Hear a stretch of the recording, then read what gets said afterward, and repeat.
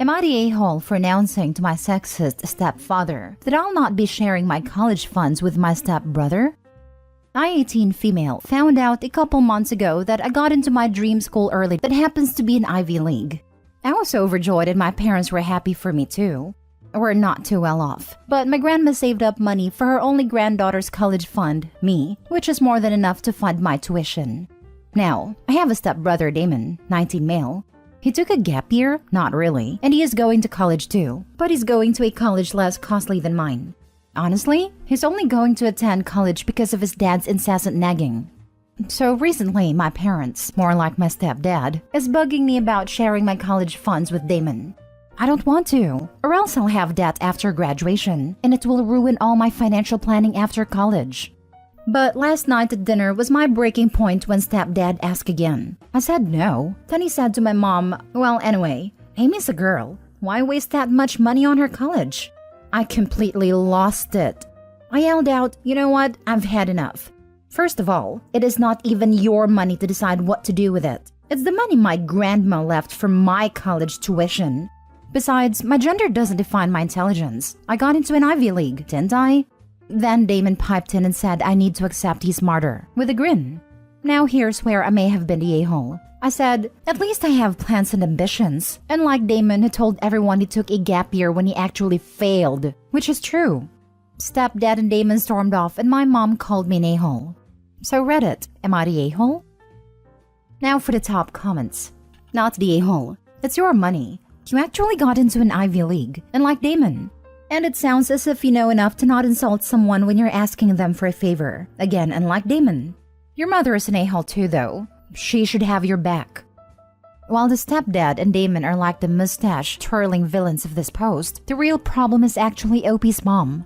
She should be protecting Opie's future and her college fund. She should be standing up for Opie when her husband and stepson insult her daughter. She should have intervened at Opie's behalf before it got to the point where Opie blew up and responded to their baseless bullying with cold hard facts. And she should never call her daughter an a-hole for standing up for herself. Not the a-hole if it's not obvious. The sexist, stereotypical stepdad and stepbrother are absolutely a-holes, but the mom is an a-hole and a failure of a parent. You would be the a-hole if you gave your grandmother's money to a person she did not intend it for.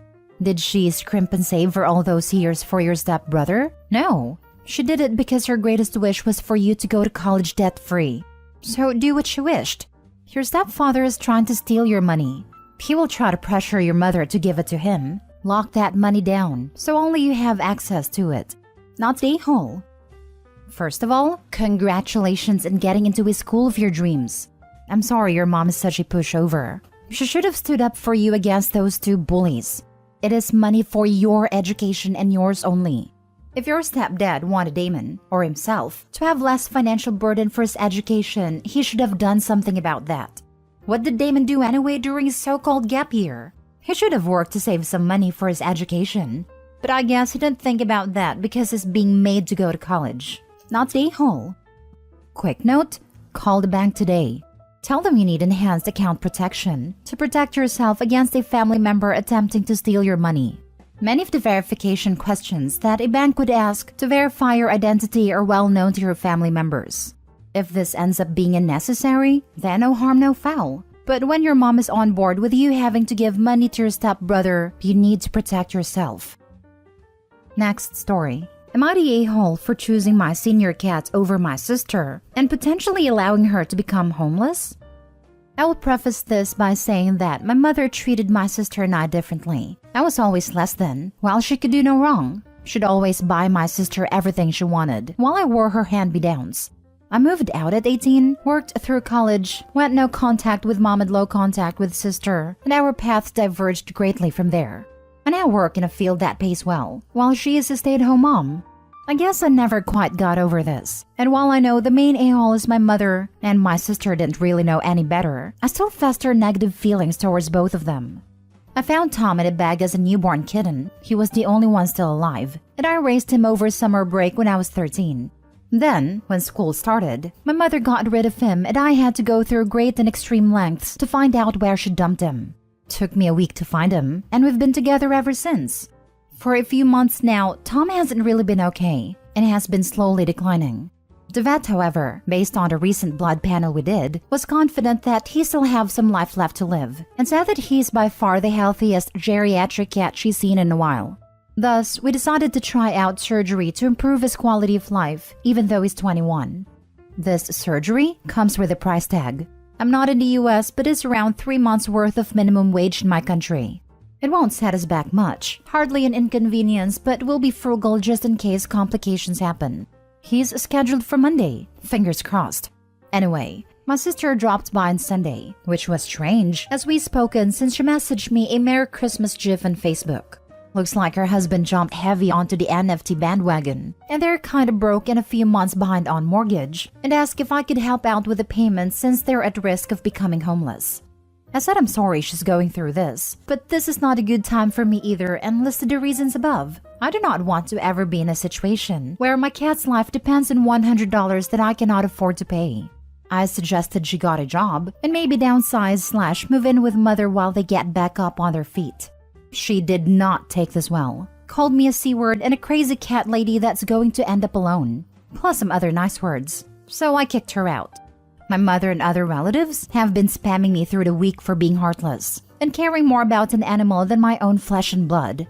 My husband says I could have just given her some cash to avoid the drama. And he's right, I could have. This is why I feel like I might be the a-hole, because in the end, the main reason I chose not to help is due to my childhood baggage. Not the a-hole. Have you asked the family that has been spamming you how much they are financially contributing towards your sister? Hope the surgery goes well, and wish a speedy recovery for Tom. Not the a-hole, but next time, just tell her no, OP. She doesn't need to know your reasons. And respond to all the relatives, thank you so much for letting me know that I made a wrong choice. I will let my sister know that you'll be catching her up on her bills. Between you and X and Y and Z, she should be able to remain home and not get a job, while also staying in her house. I suggest you all get in contact with each other to figure out what you can each contribute. You truly are amazing people. I would send the same message, with names changed to every one of them. And then, I'd create a chat you can jump out of, including your sister, and say, X, Y, and Z have graciously agreed to pay your bills. These people are truly amazing. I'll just off this chat and let you guys handle it from here. Then, leave and block them all. In the end, the main reason I chose not to help is due to my childhood baggage. It's enough of a reason to me. They treated you like trash, and now do they expect you to run to your sister's help with a smile on your face? Not the a-hole. I wanted to say that depending on the age, the sister might be an innocent here. But based on her unhinged reaction, I doubt it. OP, I'm not sure you did this because of the baggage from your mom. It sounds like you did it because your sister's a jerk. Not the a-hole. Next story. Am I the a-hole for not giving up anything for someone who wasn't willing to give up anything for me? My male 24 parents passed away when I was very young. I have 3 siblings, a sister and 2 brothers. All of them are much older than me. After my parents passed away, I wanted to live with either my sister or my second brother, but both of them made it very clear that they don't want me. I don't want to go with my oldest brother because he is our half-brother and wasn't close to him, and I lived in another city, away from all of my friends and the rest of our family, but he was the only one who wanted me, so I went with him. Unlike what I thought, my oldest brother is actually awesome, and I had a very good life. I still live with him. My other siblings didn't even bother to call much. This was just a short background that I thought might be relevant. Recently, my second brother lost everything. I don't know nor care about what happened. All I know is he is in a very bad condition. My sister left the country a few years ago, so my oldest brother is the only one who can help him. A few days ago, my oldest brother told us my brother and his family, wife and sons 11 and 17, want to move in with us for a while because they have no other option as his wife doesn't have a family. We live in a 5-bedroom house. My brother's room, my room, his daughter's room, his aunt's room, and our gaming room. So we have the space for them to move in. My brother said he doesn't want to force us to give up our space and wants us to figure out something that works for us. My nephew said he is fine with giving up the gaming room or sharing for a short time, but I said screw them. I'm not sharing or giving up anything for them, but my niece does what I say, so she is on my side. My brother said he is a bit disappointed, but won't force us to do anything. However, my second brother and his wife think we are selfish a-holes. Now for the comments. It is not your house, so are you really in a position to make decisions here?